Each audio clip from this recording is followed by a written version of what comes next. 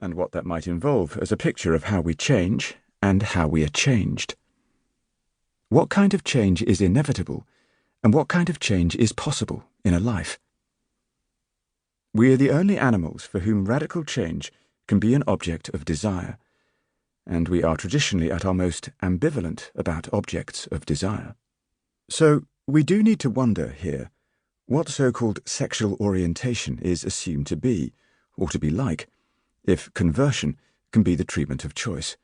And, of course, and this will be one theme in this book, how we picture, how we imagine the conversion process such that a person is transformed from one form of life into another quite different form of life.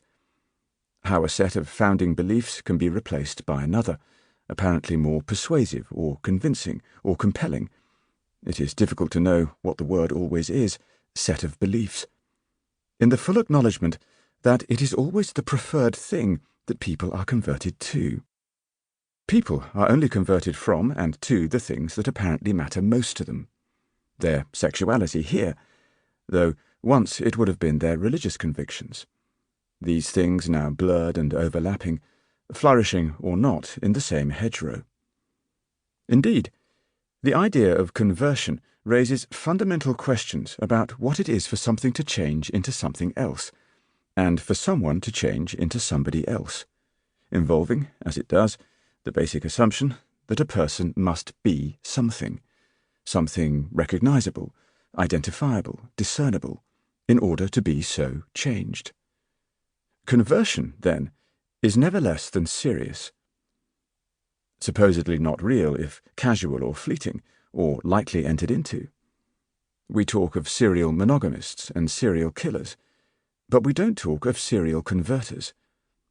And yet conversion, which was once, quite recently, one of our most socially sanctioned forms of personal transformation, has itself become one of our most suspect, forcing us to think about just what kinds of personal change we can value and why, what kinds of change we deem to be desirable, and what our criteria might be for forms of personal transformation that we can support and endorse.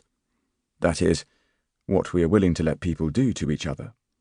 In short, what kinds of influence we want people to have on each other.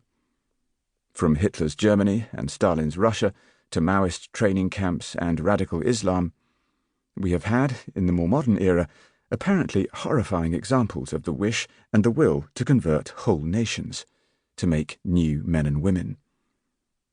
And these examples have left us duly sceptical, not merely about the possibility of radical change, but about the desire for it. Are those seeking conversion, in some sense, by definition, as it were, lacking, or even ill? What does calling them ill, or deprived, or depraved, add to the conversation? And what could they be deprived of that conversion will assuage or appease? What kinds of frustration are conversion experiences a self-cure for? Conversions to radical Islam now, for example, only have a bad press, other, that is, than among radical Islamists. But it is both the religion itself and the conversion process that we have become disturbed by. Would we feel better if these young jihadi men and women had slowly converted during a 3-year course at Oxford University in Islamic studies?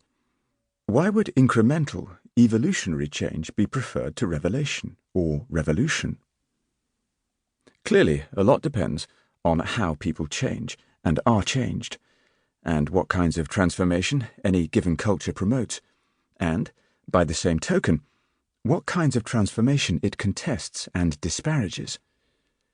What kind of relationship, for example, could a student have to the literature they are studying that would make their teachers or their peers uneasy?